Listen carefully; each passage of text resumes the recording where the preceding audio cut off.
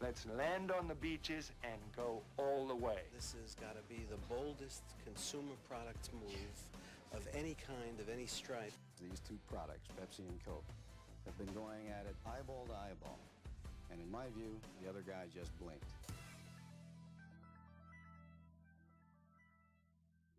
The year was 1985.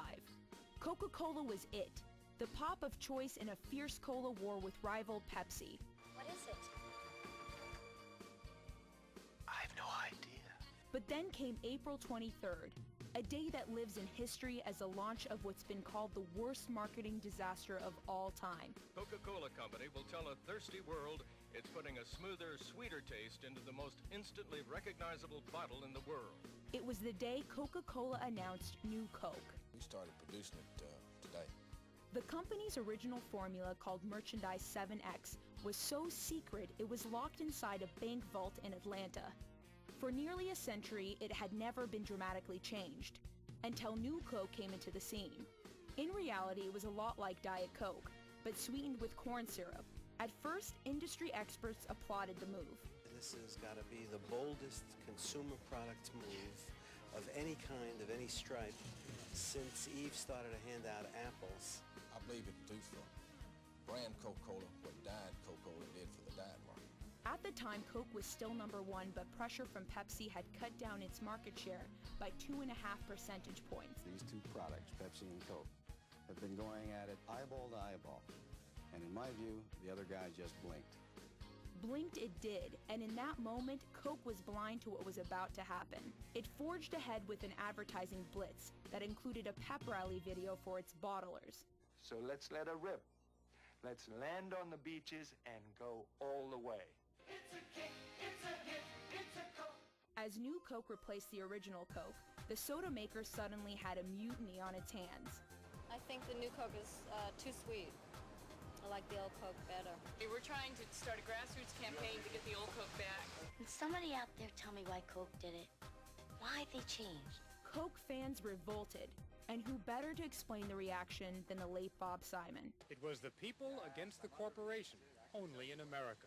Coke said it was committed. So were the people. In California, they collected signatures. In Seattle, they set up a hotline. The numbers said it all. Only 13% of soda drinkers said they liked the new drink. Basically, there is a cadre of very loyal Coca-Cola drinkers who will only drink old Coca-Cola. In early July, Coke showed signs of buckling. The company's president, Donald Keogh, appeared on a commercial with a promise. We're bringing it back. The original taste of Coca-Cola returns as Coca-Cola Classic. And soon America will have a real choice. The new taste of Coke or the original taste of Coca-Cola Classic. Gay Mullins, the head of a protest group called Old Cola Drinkers of America, declared victory. Well, I think we've won. I think that the Coca-Cola Company, if in fact they start producing the old cola, we've won. On July 11th, 77 days after the launch, Keogh held a press conference to officially announce the return of original Coke, and to make it clear the company had faltered.